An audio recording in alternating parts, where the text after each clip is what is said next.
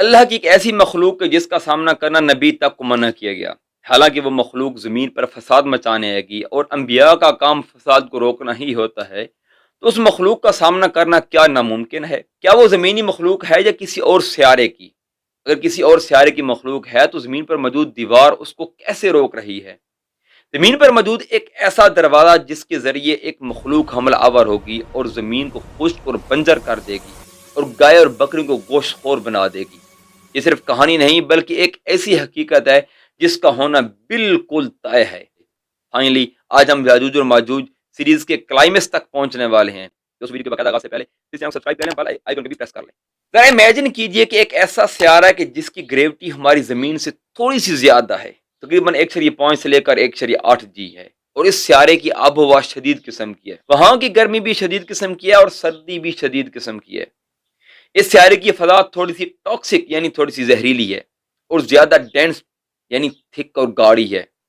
اس کی زمین کا زیادہ تر حصہ پہاڑی سلسلے پر مشتمل ہے اور وہاں بہت کم تعداد میں ویجیٹیشن ہوتی ہے، یعنی کم چیزیں اگتی ہیں، محدود پانی کے ذخائر ہیں اور انتہائی سخت ایکو سسٹم ہے۔ اور اگر اس سیارے پر کوئی مخلوق پائی جائے تو کیا وہ مخلوق انسانوں جیسی ہوگی یا انسانوں سے تھوڑی مختلف ہوگی؟ چلیے اس مخلوق کے بارے میں جاننے کی کوشش کرتے ہیں کہ اس سیارے کی مخلوق کیسی ہوگی۔ یہ بات جان لینا ضروری ہے کہ کسی بھی سیارے کی گریوٹی اس کی آب و ہوا اس سیارے کی مخلوق پر ڈائریکٹ اثر کرتی ہے اور ان کے بیہیویئر پر، ان کے باڈی سٹرکچر پر، ایون کہ ان کی ذہنی سطح پر بھی اثر کرتی ہے۔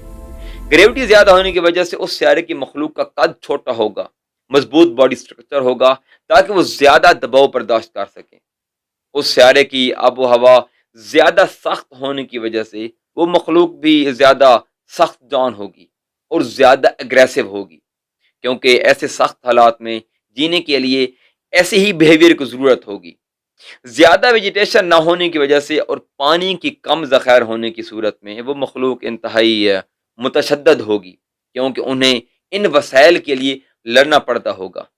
ویجیٹیشن نہ ہونے کی وجہ سے وہاں کی مخلوق گوشت خور ہوگی، لمبے اور نوکیلے دانت ہو سکتے ہیں، چونکہ ان کی ذہنی سطح کم ہوگی۔ ان کے ہتھیار بھی بنیادی لیول کے ہوں گے، یعنی تیر کمان اور بھالے، جن کی مدد سے وہ ایک دوسرے سے لڑتے ہوں گے وسائل حاصل کرنے کے لیے۔ ان کا سماجی ڈھانچہ انتہائی بنیادی قسم کا ہوگا اور وہ قبیلوں کو صورت میں رہتے ہوں گے اور وہ ایک دوسرے پر غلبہ پانے کی کوشش کرتے ہوں گے، کیونکہ یہ ان کے حالات کی ڈیمانڈ ہوگی۔ اگر آپ اس مخلوق پر نظر ڈالیں تو اس میں موجود تمام خصوصیات آپ کو یاجوج اور ماجوج میں نظر آئیں گی جو احادیث مبارکہ میں بیان کی گئی ہیں۔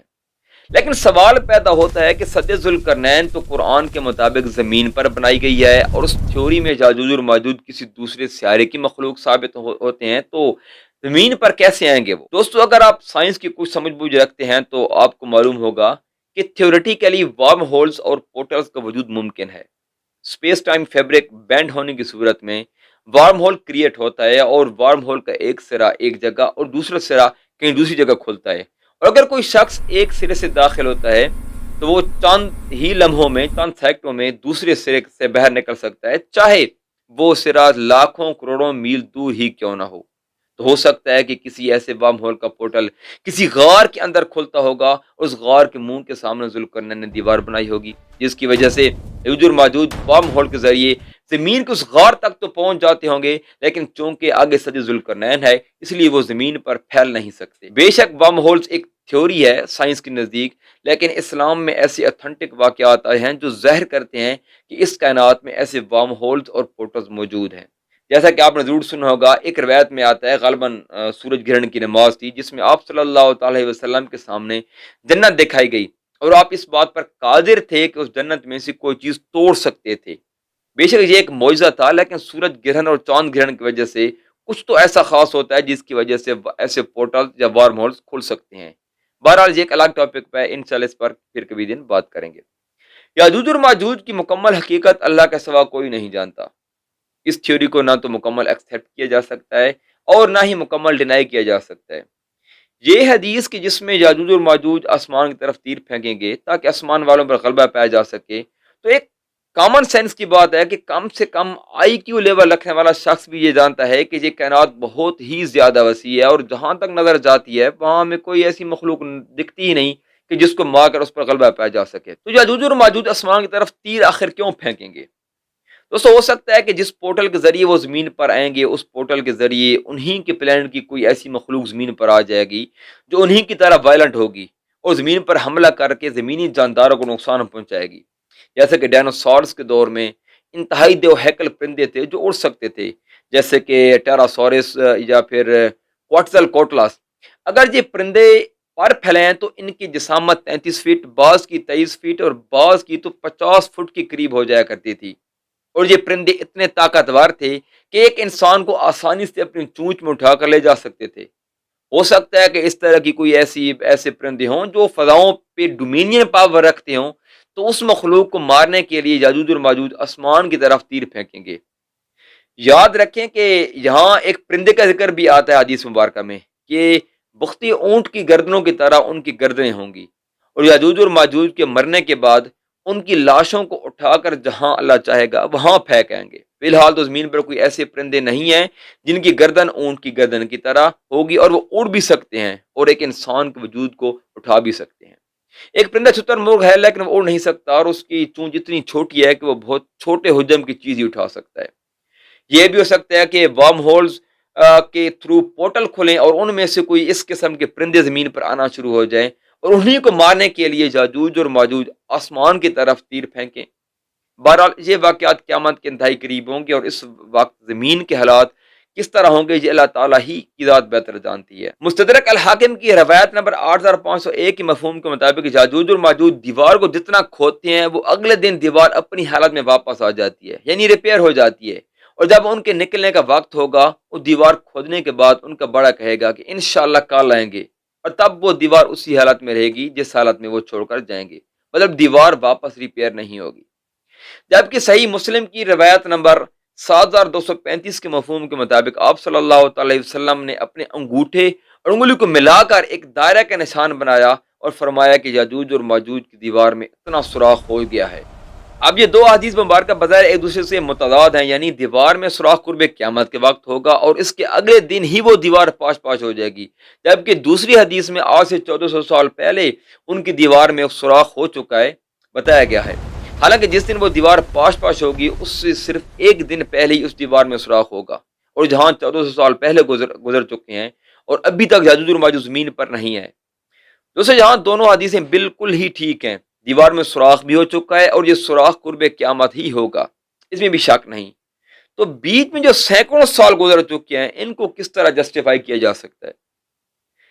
یہ ضروری نہیں کہ یاجوج اور ماجوج جس دنیا سے آئیں ان کا دن ہمارے دن کے برابر ہو، یہ بھی ہو سکتا ہے کہ ان کا دن ہمارے سینکڑوں سال کے برابر ہو، وہ اپنے سیارے کے حساب سے ایک دن بعد آئیں گے، لیکن جہاں ہمارے ہاں سینکڑوں سال گزر چکے ہوں۔ وقت کی رفتار ہماری کائنات میں بہت ہی ریلیٹیو ہے، یعنی وقت کہیں تو دھیما چلتا ہے اور کہیں تیزی سے، جیسا کہ سورہ معارج کی آیت نمبر 4 اور سورہ حج کی آیت نمبر 47 کے مطابق کئی جگہوں کا دن ہماری زمین کے 50,000 سالوں کے برابر اور کئی جگہوں کا دن ہماری زمین کے 1,000 سال کے برابر ہوتا ہے۔ تو یہ بھی ممکن ہے کہ یاجوج اور ماجوج کا ایک دن ہماری زمین کی کئی سو سال کے برابر ہو۔ ویسے بھی حدیث شریف میں کل کے لفظ غد کا استعمال ہوا ہے، اور غد کا معنی آنے والا کال بھی ہو سکتا ہے اور ایک خاص پیریڈ آف ٹائم بھی ہو سکتا ہے، جیسا کہ سورہ الحشر سورہ نمبر 59 آیت نمبر 18 میں لفظ غد کی تفسیر میں مفسرین نے قیامت کا دن مراد لی ہے۔ اگر اس نقطہ نظر سے دیکھا جائے تو دونوں حدیث مبارکہ بالکل ایک دوسرے سے خلاف نہیں جاتی۔ جب یاجوج اور ماجوج کا ظہور ہوگا وہ زمین پر فساد مچائیں گے، جس بھی پانی سے گزریں گے اسے پی جائیں گے، جس بھی چیز کے پاس سے گزریں گے اسے کھا جائیں گے یا اسے بگاڑ کر رکھ دیں گے۔ تو یہاں تک کہ اتنی قلت ہو جائے گی کھانے پینے کی کہ گائے کے ایک سر کی قیمت 100 دینار کے برابر ہو جائے گی۔ مسلمان کلوں میں اور گھروں میں آئسولیٹڈ یعنی بند ہو کر آ جائیں گے۔ یاجوج اور ماجوج کا مقابلہ کرنا ان کے بس کی بات نہیں ہوگی۔ لیکن ایک سوال پیدا ہوتا ہے کہ انسان اتنی جدید ٹیکنالوجی رکھنے کے باوجود بھی ایک انتہائی بنیادی حالت والی مخلوق سے کیسے ہار سکتا ہے؟ تو کیا جدید ٹیکنالوجی بیکار ہو جائے گی؟ دوستوں ہمارے زمین پر عام طور پر ہر 2 لاکھ سے 3 لاکھ سال بعد پولر شفٹ ہوتا ہے، مطلب کمپس پر سمتیں تبدیل ہو جاتی ہیں۔ ہمارے کمپس پر موجود نارتھ ساؤتھ ہو جاتا ہے اور ساؤتھ نارتھ ہو جاتا ہے۔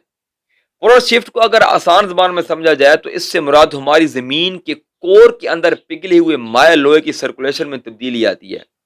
جب پگھلا ہوا مائع لوہا اپنی حرکت تبدیل کرتا ہے تو زمین کے گرد موجود میگنیٹک فیلڈ جو اس کی وجہ سے بنا ہوا ہے وہ بہت کمزور ہو جاتا ہے اور تقریباً 10 سے 20% باقی رہ جاتا ہے. اور اگر اسی بیچ کسی قسم کی سولر ونڈ جو چارج پارٹیکل سے بھرپور ہوتی ہے، مطلب CME کورونل ماس ایجیکشن، تو ہماری زمین پر موجود برقی آلات اور جدید ٹیکنالوجی سب زیرو ہو سکتی ہیں، کیونکہ ان ہائیلی چارج پارٹیکل سے power grids, transformer, CPU، memory chips, sensor وغیرہ جل جائیں گے، جس کی وجہ سے GPS ختم ہو جائے گا اور انٹرنیٹ بند ہو جائے گا. مطلب عارضی طور پر ہی صحیح، لیکن انسان جدید ٹیکنالوجی بالکل صفر ہو جائے گی. آخری پولر شفٹ ہوئے تقریباً 7,80,000 سال ہو چکے ہیں اور اس کا سب سے لمبا وقت 9 لاکھ سال ہے. پچھلے 160 سال میں ہمارا میگنیٹک فیلڈ تقریباً 10% کمزور ہو چکا ہے، مطلب کور میں موجود لوہے کا بہاؤ پر فرق پڑ رہا ہے. تو ممکن ہے کہ پولر شفٹ جو بہت لمبا وقت لیتا ہے اس کی شروعات ہو چکی ہوں، اور اگر پولر شفٹ اس وقت میں کہ جو میگنیٹک فیلڈ 10 سے 20% باقی ہوگا اس وقت کسی قسم کی سولر ونڈ زمین تک پہنچ گئی تو انسانی جدید ٹیکنالوجی کچھ وقت کے لیے ٹھپ ہو جائے گی. اور اس سے پہلے کہ ٹیکنالوجی کو دوبارہ بحال کیا جائے اس وقت میں انسان کے پاس لڑنے کے لیے سوائے ایسے ہتھیاروں کے کچھ نہیں ہوگا جو مینول کام کرتے ہوں گے، اور اس طرح کے ہتھیاروں سے یاجوج اور ماجوج کو شکست نہیں دی جا سکتی.